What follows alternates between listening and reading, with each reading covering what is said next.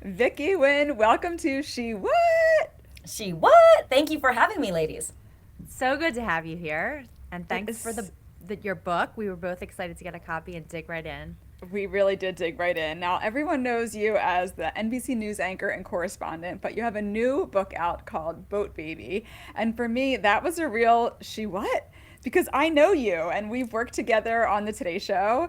And when I heard this story, I couldn't believe it, Vicky. I did not know this part of your background, and we have so much in common, including that both of our fathers fought the Viet Cong. I mean, right from the jump, I thought, wow, we're almost the same age. I told you I had dog-eared this book. I know that our listeners can't see this, but Jess and I are about the same age as you, and there were so many cultural references. But in the very first few pages, there are pirates, there's communist police. Your life could be completely different in just a few moments. So maybe you can just take us to the beginning and tell us a little bit about the book. Sure. So this April 30th actually marks the 50th anniversary of the fall of Saigon, which was the end of the war, the Vietnam War, or the American War as people in Vietnam know it. And those images, I think a lot of Americans are very familiar with. Helicopters leaving, airplanes leaving, people being separated from their families, people wanting to leave with the American soldiers. The South Vietnamese had fought alongside the Americans, lost, and so the North Vietnamese, the communist government, won the war and would take over governing the country. So that was April of 1975. I wouldn't be born for another 3.5 years. But my dad had served as a medic in the South Vietnamese army. He was drafted when he was 18. And my mom, during the war, was working for various American companies in Saigon, just working on her English. You know, war was sort of an everyday part of your life. So they were young people in their early 20s, kind of trying to figure out their lives. They met and decided to marry pretty quickly. And, in the days and years after the war, it wasn't the most celebratory time in Vietnam if you were on the losing side. But once my parents had me in 1978, they really decided we cannot live under communist government. They had already seen what it was like having your neighbors watching you as you come home from the grocery store to see like what exactly is in your bag. They had seen kids at school being taught to report on their own parents if they heard certain kinds of conversation or criticism of the government. And they knew that they didn't want to raise a child in that environment. And I think it was when they had me, it really crystallized their desire to escape the country. And so, they did what roughly 2 million people did between 1975 and 1992, which is they fled Vietnam by boat. And that was not an easy process. You had to find a smuggler. You had to find someone who was willing to take you to the ocean where a fishing boat would be waiting for you. And sometimes those fishing boats were rickety, they were overcrowded, they weren't seaworthy. My parents were really lucky because every step of the way, when something bad would happen, something good would happen. And so we describe kind of that experience in the first few chapters of the book. The escape is so harrowing, but at the same time, we were so fortunate because clearly we did make it to the refugee camp in Malaysia, where we stayed for 10 months before we were sponsored to the US. Wow. It's a remarkable story. My fiance's parents had to flee from Uganda during Idi Amin's time, and I think she and her three brothers really grew up with a sense of knowing that their parents sacrificed for them to be here, that really came through in your book. How do you think that sense of knowing really propelled you in your life, and then maybe even eventually in your career? That's such a beautiful way of putting it, that sense of knowing. I think it is watching your parents and kind of by osmosis, seeing how hard they work, understanding that they are trying to make the most of their lives in America. But I will say it also was a seminal moment for me when I was 11 and they took me back to Vietnam. So I'm like this American sixth grader going to school in Sonoma County, Santa Rosa, and my parents are going back, and I'm going to be meeting my two surviving grandmothers aunts and uncles and cousins and, all these people that I'd heard about, that I knew he had been sending money to, but I had never actually met. And I remember how happy everyone was, how loving everyone was. People were so welcoming. And it was such a foreign experience to me to be in Vietnam with so many people who looked like me, but had such different circumstances in their lives. And I remember looking at my cousins and thinking, wow, they'll maybe go to middle school, maybe go to high school, but what's in store for them? At that time, I only had one cousin who had made it to college and studied engineering. And when I came back from that trip and went back to my life as like a kid who had access to everything, anything, a Nintendo, Hello Kitty, McDonald's, it just really like came into focus for me how lucky I was. And I remember just feeling, I got to make the most of my life here. I have to not take anything for granted. And when you're in 6th grade, like, I don't know that I said those exact words, but there was a knowing, to your point, Jess, there was a knowing that I was so lucky to be an American kid that I should definitely take advantage of all the opportunities that would come my way and just control what I could control, which is to work hard and to apply myself. Yeah. Definitely. We went to Vietnam when I wasn't much older than you. My dad took us back, and I think I was 14. And it was so fascinating for me to read your story. And again, knowing you as an adult without knowing our past. My dad is 100% disabled from the Vietnam War. He's burned on 75% of his body. But he spent a lot of his life going back to Vietnam and rebuilding a lot of the economy there because he has friends there that fought in the war alongside him, Vietnamese friends. And so Yeah. we went back, and my mom had a really difficult time with it because of how it changed our lives. But it's been a huge part of my family's life. But I went back as a teenager, and I was the one that looked totally different. And so I was in your shoes on the flip side. They were touching my hair and my skin, and it was so strange. And then I thought about you coming here and being in schools here where you looked different, and it was different for you as a teenager. And I thought one of the stories in your book, when you talked about working at the vet and you were with people that were really kind to you and you were doing, learning a lot from them, and then they said something to you that made you realize that you looked a little bit different than them, but it didn't strike you then. And I think that's so telling that children don't really know that they look different. It's almost like a learned behavior. And now, as you've gotten older and you're in this very visible job and everyone knows it, right? And they're like, and you talked about, getting work later on, like, oh, swapping out one Asian hire for another, and we see it now.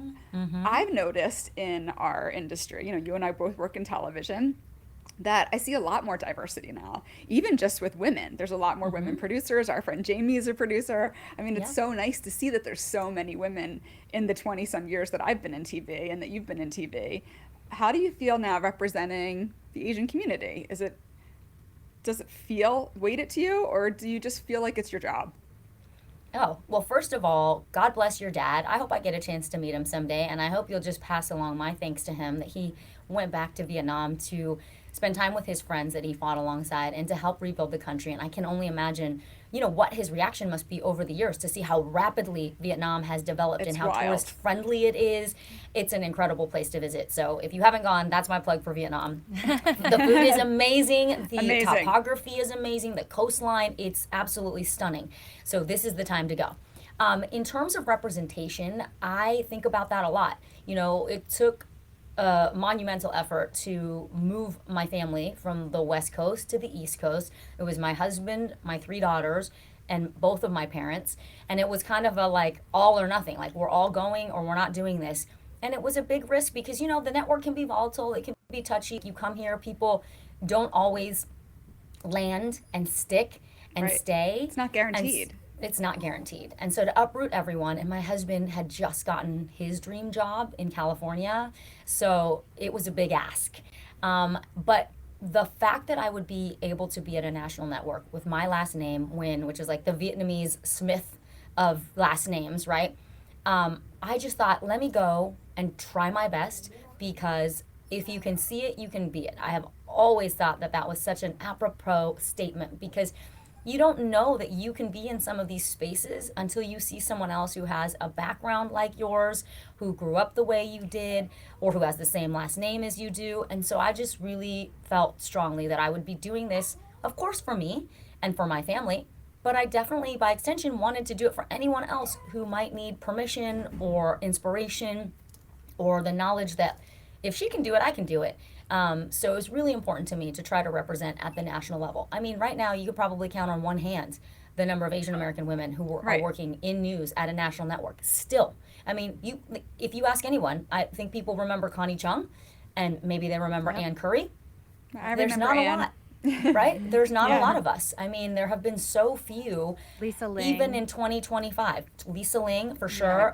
Betty Nguyen was here. She's now in local news. Juju Chang is at ABC News right now. But there really just aren't very many of us, and especially not at the anchor level. And so it is not lost on me what my position and representation means because it is such a visual medium. At the same time, I've never led with identity. I'm not like, oh, this is why I need to be here, or this is, this is what I'm all about. In fact, to my detriment, I think I really stuffed down my identity and was like, I'm just going to be here to do the job. We are journalists, we are not part of the story. It took a long time to be able to lean into it a little. And it really happened during the pandemic when we saw that rise in hate against Asian Americans. Yeah. We saw, assaults and attacks. And that really gave me some permission to say, you know what, I think we can all agree pushing down elderly Asian people in the streets is not okay. And, blaming Asian American people for the coronavirus is not okay. And attacking them is not okay. And that coverage and me being a part of that, I think really helped connect me to the community and made me feel like there is a lot of value in being able to bring your whole self to work, whether it's my perspective as a mom, as a consumer reporter, right? Being a woman, being an Asian American. I think, don't we want all of our tools and experiences to come to bear when we can tell a better story or bring more information to light that can help other people? Yeah, absolutely. Why would we hold back? Yeah. That's specific to your job, but I do think, you sort of alluded to there being more just representation generally, but Maureen and I both reacted to how many references in your book, like Sweet Valley High, that we were both Sweet Valley High girls, like Cabbage Patch Kids, Barbies, like Right. all these things that Like were a just, virgin and Totally. Oh, and VHS Christian Slater, tapes, Christian Slater, Pump Up the yeah. Volume. But I mean, just there wasn't back then. You talk about it in the book, that kind of representation. But you have 3 daughters, so as a mom of girls, how does that make you feel? Just knowing that there's more out there for them, where they can see themselves in the world more. I'm so grateful for it. So we were watching this show called The Summer I Turned Pretty, based on Jenny Han's books, like these young adult books that are just great. And I think that, Lola Tung, the main character, right, she is Caucasian and Asian. And it wasn't even a big deal to my daughters. And I thought, wow, that's kind of amazing. And I look forward to that. And I'm so glad that they're seeing so much more representation in the shows and movies that they are watching now, like Never Have I Ever, Mindy Kaling's incredible that. series. I love that show so much So because it good. is centered right on an Indian good. mom and her daughter and her sisters, and it's And not she's about hilarious. her being Indian. Oh, it's so funny. It opens up the conversation for you to have with your daughters about what they might be going through in high school. But the beauty of it is, yeah, they eat with their hands. Indian culture is represented. Indian religion is represented. But that's not what the show is centered on. It's centered on a young teenager who's going through it in high school and Right. dealing with boys and trying to get into college and all these kind of universal themes, things that we can all relate to. And I'm so happy that my daughters are coming up in an age where they're seeing a lot more of that, and they're seeing cute, hot Asian American men, which that was never, they all existed. They've existed for decades, but they were not represented in any of the movies and shows that I had growing No, up, you right? you We had, mentioned Long Duck Dong from 16 Candles. Not horrible, cute. horrible. Horrible. Yeah, stereotypical racist, just Racist. terrible depictions.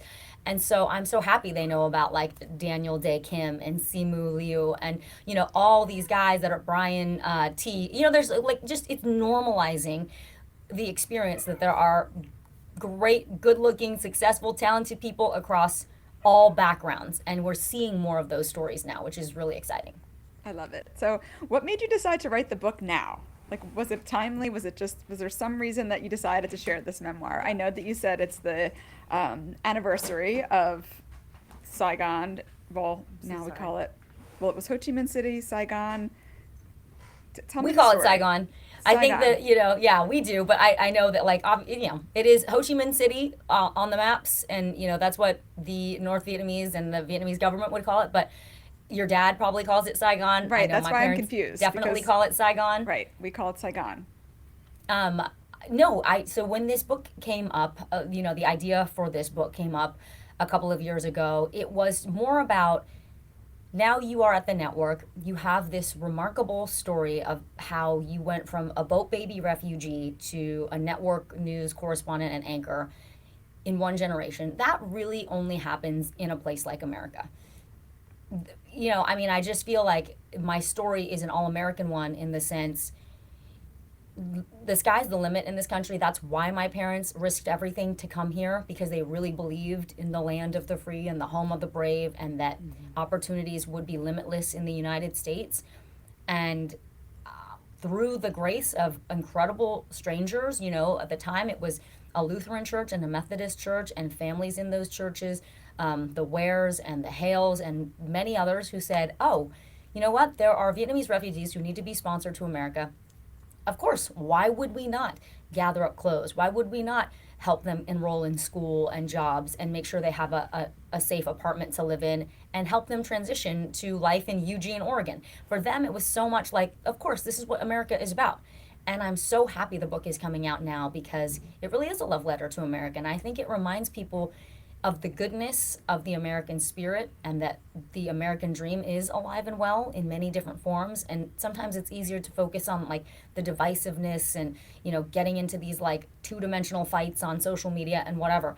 But I hope people look at the book and remember all the real people that make up their communities and their schools and their workplaces, and just remember there's so much more that we share than what divides us. So the timing is just fortunate that it happens to be right now.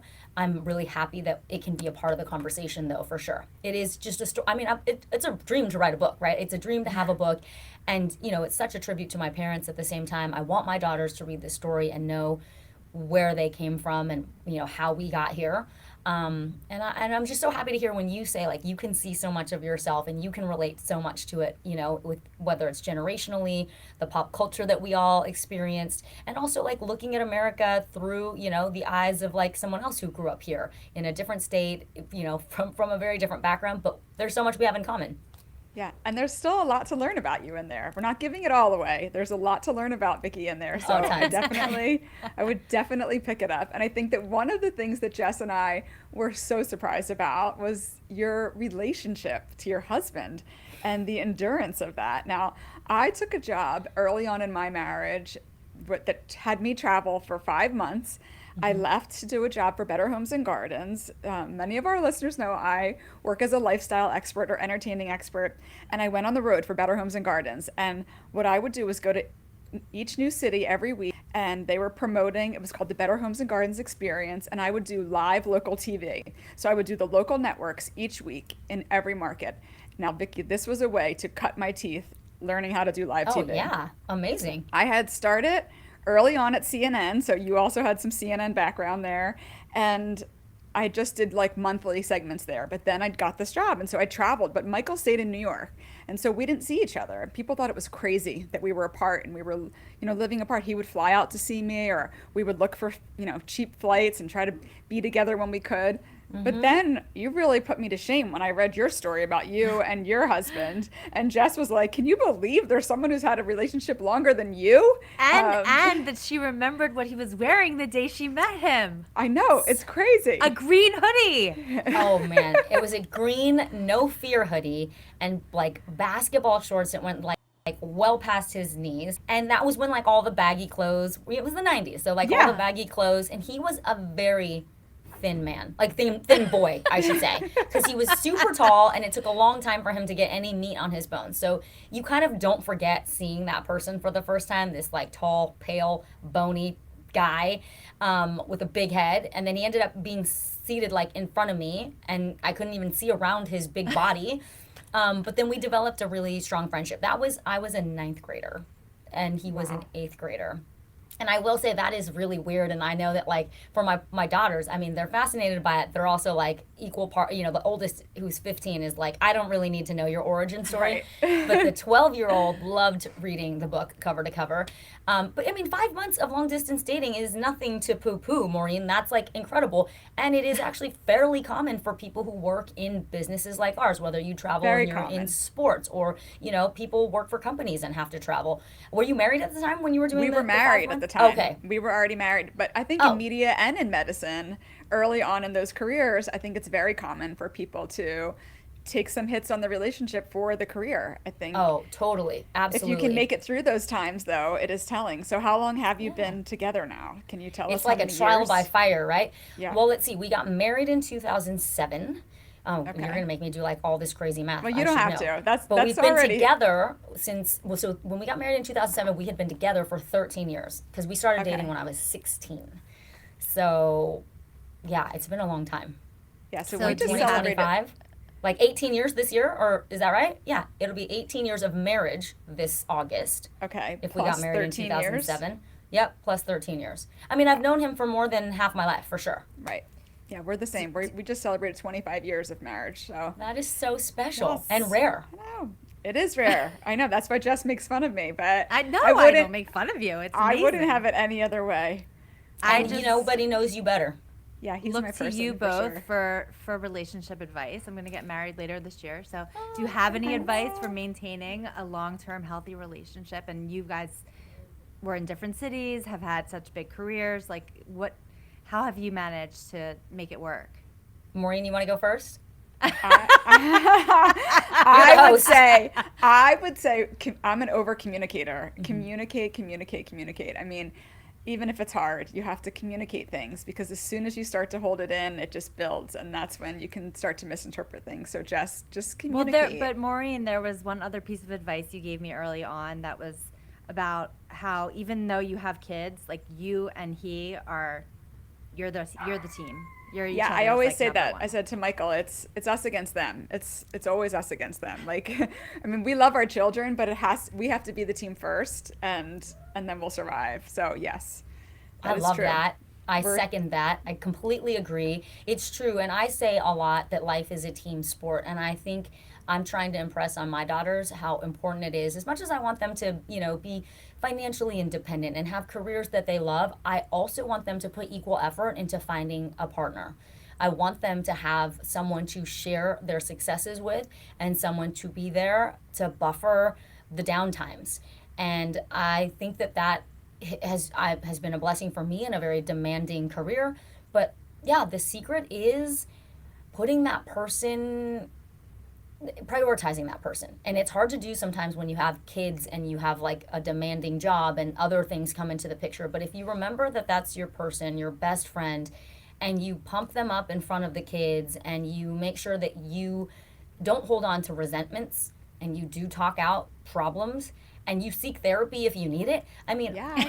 all of those Definitely. things, right? Like, I think it's like a plant that needs tending. You shouldn't take it for granted. And sometimes you get into routines. And when you notice yourself getting into a routine where you're not appreciating each other, Right. I think that's when you've got to nip it in the bud. Yeah. I was so glad that you made the decision to talk about miscarriages in your book. I had a miscarriage, and when you talk to women, even women that you don't know that well, and you start talking about your journey to having babies and having kids, so often women are like, "Oh yeah, I had a miscarriage, or I had two miscarriages," and it's like just something we go through and bear without much fanfare. It's just sort of like a thing that happens. I was really glad you just took a moment to talk about that. And why did you decide to do that? I think because I didn't know how common it was until I had one, and then people found out about it, and then they shared all of their stories. It made me feel so much less alone, and you certainly should never feel stigmatized about it. It's nothing that you did. It is not your fault. I looked at it as nature's way of saying, you know what, things didn't line up right, the chromosomes aren't coming together well, this is not going to result in a healthy baby. So nature takes care of it. I mean, I didn't come to that realization till later because the first two miscarriages were really rough. You're thinking, are we ever going to have a baby after this experience? But then when you have a healthy baby, you you are so grateful, and you realize the alchemy to create a human being who is healthy is absolutely incredible. So I'm grateful in the way that the body sort of knows when it's not going to happen and takes care of it in that way. But I had so many. I had 2 miscarriages, then a baby, a miscarriage, another baby, a miscarriage, and then a final baby. So I had been through it, and I know women who have had even more miscarriages. So I'm just glad that I could share that, so that anybody who knows or who's going through it knows it's possible to still have healthy babies, 3 healthy babies as I did, and maybe just gives them a little bit of a perspective, and maybe makes them feel a little less alone, so they realize it's common and it's nothing that was their fault. Yeah. I just think it's such a testament to how strong women are. Like you said, Jess, so many women have this really traumatic experience, and it's just, a blink. You go on with your day, you go on with your life, and the fact that both of you have had that experience, and then you just go on. But it is a real traumatic loss, and it hurts, it hurts Oh, women, and sure. they move on. But, we've only been talking to you, Vicky, for less than 30 minutes, and we've talked about being a refugee, being All the a light woman. topics. Yeah, it's just real light topics, Yeah. no big deal. Big deal. Several miscarriages, having to deal with, being a woman of color in a industry that maybe isn't always so embracing, but you're still got a positive spin on things, a smile on your face. You seem to get up and go after it. You also talk about things on camera that maybe not are the most fun when we're talking about consumer reports, especially right now in our current climate, how things, with finances being at the top of everyone's minds constantly, and with all of the unknowns right now in our political environment. Like, how are you feeling as you're going to work every day? Like, what does that look like for you? I mean, I think what I try to do is take a break from the news when I can, which isn't often, since I Right. anchor a show 5 days a week where I need to know what's going on. But I think what helps everybody to center themselves is to focus on your sphere of influence, the people that you know, the communities that you are part of, and what you can do. So if it's your personal finances that are stressing you out, and you're seeing, inflation kind of staying flat, and you're worried about car prices rising and egg prices rising and loan rates rising, you take a deep breath and you say, okay, let's look at our budget. What are some of the things that we can work on? How are there some ways that we can save money? So I think, like, for me, the way that I handle it is I don't fret about all the big picture things that I can't change. I just look at who are the people I'm talking to today, and maybe a divisive subject will come up. What are some questions I can ask them so I can better understand where they're coming from? What are some things I can say that may not change their mind in this moment, in this conversation, but maybe a week from now, a month from now, they might think back to a point that I made, or an example that I gave, or a statistic that I cited, and it might move the needle for them. They might come around and sort of see a different perspective. That's kind of what I think we are all hoping for, is to seek understanding with one another and to look for those common connections. I think it is so weird how politics comes up so quickly now in conversations. It never was that way before. You were never like, are you red? Are you blue? Where are you? And then I will decide if we can be friends. It never was that. It would be like, oh, your kid plays baseball with my kid. Oh, we, go to the same church. Oh, we like to eat at this restaurant. You would get to know people first. And then, whatever came up later, came up later. And I kind of wish that it was that way. And I kind of try to get to know people in that way. Because I think that I think we are closing our minds to people so quickly now. Too fast. Way too Yeah. fast. And that is continuing to fuel these crazy divides. And if we could get back to getting to know Maureen, getting to know Jess, and who they are as a whole person, a whole neighbor, a whole coworker, we would all just be happier. We would be more positive. We would be more real and genuine, rather than I'm putting Maureen in this box and these are the things I have assigned to people who are in that box. That is no way to go through life. You made it clear from the very first page of your book that you were a relentless optimist. You're a year of the horse, right? Yes. And so, I mean, you can just tell the way you're speaking about it that that's what you bring to your career. and I'm a journalist, and I wonder, in your career as a journalist, you've won plenty of awards, but what's one story you felt immense pressure to get right because you so badly wanted to do it justice? I'm glad you didn't ask me what's my favorite story, because as you probably know yourself, you love different stories for different reasons. Yeah. And the way that you asked that question, the story I really wanted to make sure I got right, there were two, I'll say, two big series that I can remember. One had to do with the United States Postal Service. It employs 500,000 people, or at least it did when I did this story, like 7 years ago or so. Right. I was in local news. I was working at NBC Bay. Right. This is before Doge cuts. I don't know. No, this was, when I was in the Bay Area working at KNTV with a really great producer, a number of great producers. But I will say, we were approached by a woman whose husband had died on the job at a postal service processing facility in Oakland. And as she began to tell us the details of the story, it was so outrageous. She said that his coworkers had come upon him and he was lying on the ground, obviously had some sort of head trauma and needed emergency help. And they all stood around and they didn't call 911. They all had cell phones. They called the supervisor of the postal facility.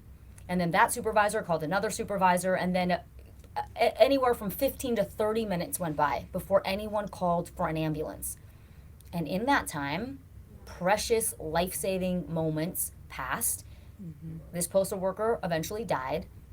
And we came to find out the reason no one called 911 immediately was because of a super old, outdated postal service policy when these facilities used to have nursing and medical staff on site. So you would call your immediate medical staff. This was before cell phones. And so people were following old rules. The Postal Service is a very rule-based organization. The culture is not think outside the box. It is, we have procedures, the procedures must be followed. And so I wanted to make sure we got those details correct, that we painted a picture of the valuable time that was lost and how insane this policy was and how the Postal Service needed to evolve, because how many other emergency situations are people experiencing and then workers are feeling like they can't use their cell phone and call 911. So that changed the policy across the entire country and led to retraining so people could use common sense and make sure that, like if there was a life-threatening emergency, they knew that they could call for help, that they didn't need to inform a supervisor and follow some arcane old rules. So that story was really important to me because it meant so much to his widow, Larnie, and it meant that hopefully the other 500,000 people who work for the Postal Service, if they ever encounter an emergency, won't have to abide by some outdated rules. Yeah. So that story was really important to me to get right. And the other one had to do with bus drivers on AC Transit who were coming under attack almost daily. And bus drivers, that's a very essential job. And they're not just driving a bus, right? They're taking elderly people to their doctor's appointments. They're taking kids to school. They are such a crucial member of the community. And for them to be coming under the kinds of physical attacks that they were enduring was really crazy. But the data that was coming out of the agency was showing bus driver assault on the decline. And then we requested the actual public records and reports of how many incidents there were, and it was the exact opposite. So we found bus drivers who were willing to go on camera and describe all of the crazy things they had encountered, and we had a lot of video to back it up. People being beaten with sticks, bus drivers being pepper sprayed, bus drivers just being, punched, kicked, assaulted in every single way. And so because we were able to expose what was really happening, it resulted in new protections being installed, like actual plexiglass like walls and, different barriers, and new training for bus drivers so they could recognize threats, help de-escalate situations, and make it safer for these workers in this very important job. So that was an important story for me to get all the facts right, make sure that the agency had a chance to respond, but really to put a spotlight and give a voice to these bus drivers who were literally going to work and afraid for their lives on some nights. So those are two stories where I felt like the reporting was really important and it led to results that could improve people's safety and their well-being. Yeah. Damn, girl. Damn. It's impressive. Yeah, and I love that you've had the opportunity to help people who just don't have voices, don't have the power, and you've been able to give them real opportunities to be heard. It's pretty amazing as a journalist to be able to do that. Honestly, that's what people are like, how can you do these things? And it's like, you get your confidence because it's not about me telling the story. It's about the fact that I have the bullhorn, and then I can use the bullhorn for whoever doesn't have it. That's what that's one of my favorite parts of the job, for sure. No question. Vicky is a team player, I have to say. From the minute I met her, she just really is. You know, my job when I do the segments at the Today Show or CBS Mornings or CNN, wherever it is, you know, I tend to be the lighter side of news. It's not always anything hard hitting. It's always, you know, the joyful, lighter things that we're talking about, the parties. I know. Well, I appreciate that you say that because, you know, you think we need that. But it's not always the case, Vicky, when I come up against a correspondent or an anchor who embraces those type of segments. Sometimes I get a little rub where they don't like to have to stand next to me or do those type of segments. And you just come with open arms, and you also always give credit where credit is due. And I was People need to take the job seriously. They don't need to take themselves so seriously. I mean, I'll say that's how I approach it. And that's what I do love about working in a place like the Today Show, is it allows you to be the mom who loves to entertain, or the person who likes to throw a party or decorate the house beautifully when the holidays come. I am no expert at that. So I look to folks like you to help us through, to save money, you know, to do it on a budget. Like, there is definitely room for that, right? In addition to telling the hard-hitting stories. I mean, I think we're all pretty multidimensional. So if people have a problem with that, that's their problem, not yours. I love you. I really do. But I have also seen you really be respectful and give a lot of credit where credit is due, to your coworkers, to your producers, to the people behind the scenes. And I think that goes a long way, because in our industry where there are the people who are the faces, you know, the people that the audience gets to see all the time, they don't always see the team that's behind the scenes that puts together all of this. Like, even for this little podcast, we have a producer that's behind the scenes. We call her the great and powerful Oz, Christine. She's behind the scenes on this podcast, and behind the scenes of the Today Show. There are dozens and dozens and dozens of producers, and you're always giving shout outs. You're always thanking people off screen. I think that just goes a long way and is a real testament to the kind of person that you are. And that, you know, even in this book, you talk about your parents, you give props to producers. You did a shout out there to Joe Enoch, who I just worked with last week, another producer. I just think that I love him too. I think there's a lot of great people in the world, and none of us exist out here by ourselves. And so I just think that if you guys get a chance to pick up the book, Boat Baby, she tells so many great stories, and you never know, you might be mentioned in there if you've worked with her along the way. When she writes her next book, we'll both be in there. So yeah, you'll be in there, you know. For sure. Vicky, I know that you've talked about a lot of good advice along the way, but what's some of the best advice you've ever been given? Wow. Okay. So much, right? Like, I love everything people tell me that I haven't thought about before, or like encourages me to see things in a new way. I remember there was a saying once about like having strong opinions held loosely. And I just chewed on that. Like, what does that even mean? Have a strong opinion held loosely. And then I started to unpack it, and I realized, oh, okay, that means like you have strong convictions. You believe in the thing you believe in, and you'll tell people about it. But then if someone brings up a different argument or a better argument, or they have another way of looking at it that also makes sense or makes more sense than what you believed in, you can let that go and adopt the new way of thinking. And I just love that, because it's part of having a growth mindset. It's part of knowing that, like, hey, you believe in something, but you also leave room. You make space. You allow for growth. So that is something I love, that kind of mantra. And then another one that is so simple to me is something that when my kids were like in second grade, one of my daughters came home and she was talking about one of the mantras for the classroom, and it was, do your best and forget the rest. And I was like, does it get any simpler than that? Like, honestly, right? Because people say, oh, if you live in the past, then you have depression. If you live in the future, you have anxiety.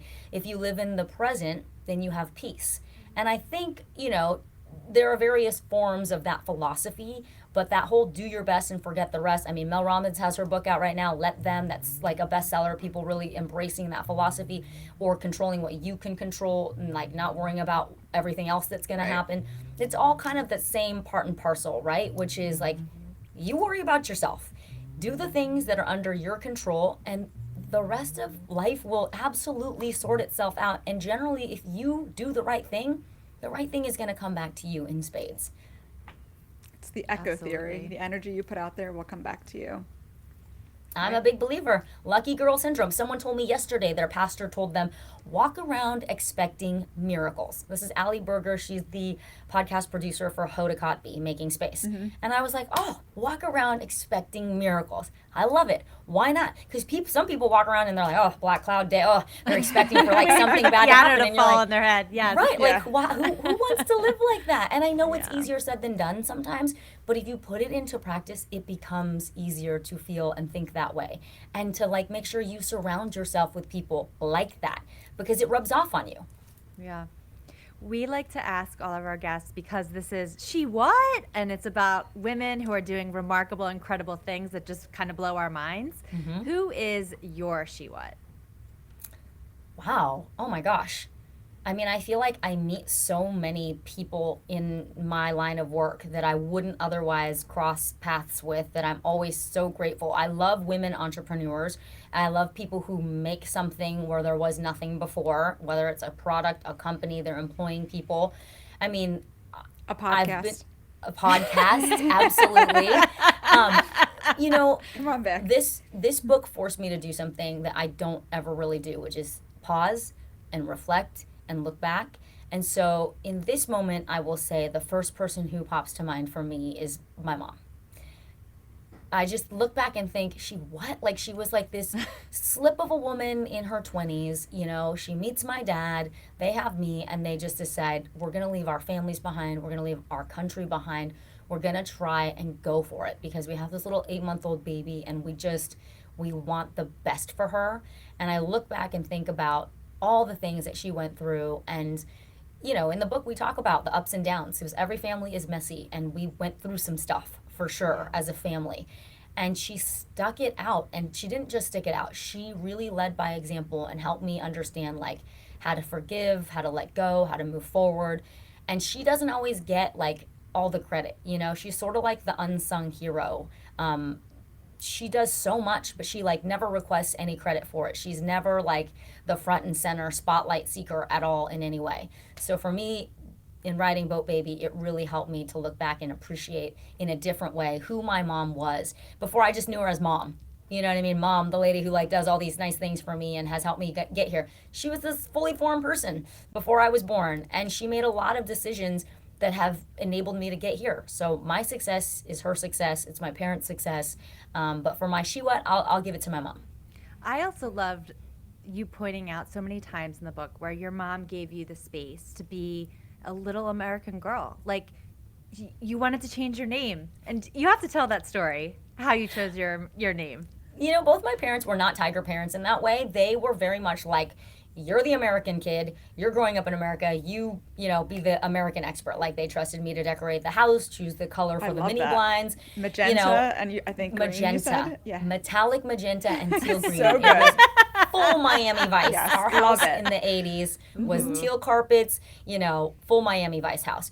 But my parents definitely kind of like left it to me, and I was tired of everybody mispronouncing my name and calling me Yen, because my name is spelled Y-E-N, but there's like a little accent mark and like a little hat over the E, and it's actually pronounced Ing. But, you know, every day a roll call, and like people are meeting you for the first time, and you're always like, no, it's not Yen, it's Ing. And then they're like, like they just can't get it. And so I, being like I was wanted to be an American kid, right? Watched that show, Three's Company. Like, my parents loved that show. I watched a ton of TV, Three's Company, with Jack Tripper and Chrissy Snow, which was Suzanne Summers, and Janet and Mr. Furley and Mr. Roper.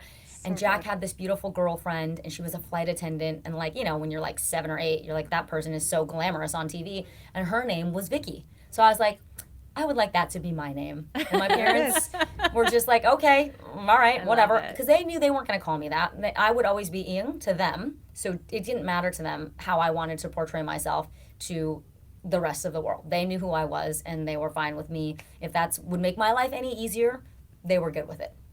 Vicky. It works. It works. Vicky, I love it. It's a beautiful name. Well, we're so happy that you spent the time to be with us today. We know you are so busy. Everybody wants a piece of Vicky now. And Boat Baby, get out there, get your copy. Where can they find you? Are you going on book tour? I will be. I'll be in New York City on April 1st. It's no joke. That's the day the book comes out. But if you pre-order, it'll be delivered to you on April 1st. Okay. Hoda Kotb will be there at New Design High School. The event is free. It starts at 7 o'clock. You just have to register so they know that you're coming. I'll be Okay. signing books. So that's one event that we're doing. We'll do another one at New Canaan Library on the East Coast in Connecticut on May 8th. I'm doing some stops in California, the Bay Area, LA, St. Louis, Seattle. So yeah, just stay tuned on my Instagram page. I'll make sure that everything is always updated there. Perfect. Awesome. Everybody, check it out. Boat Baby. Vicky, thank you so much for being on She What. We cannot wait to see what you do next. It was my honor. Thank you. So nice to meet you, Jess, and so great to see you, Maureen. So nice to meet you too, and good luck with the book. Good luck with everything. Thank you so much.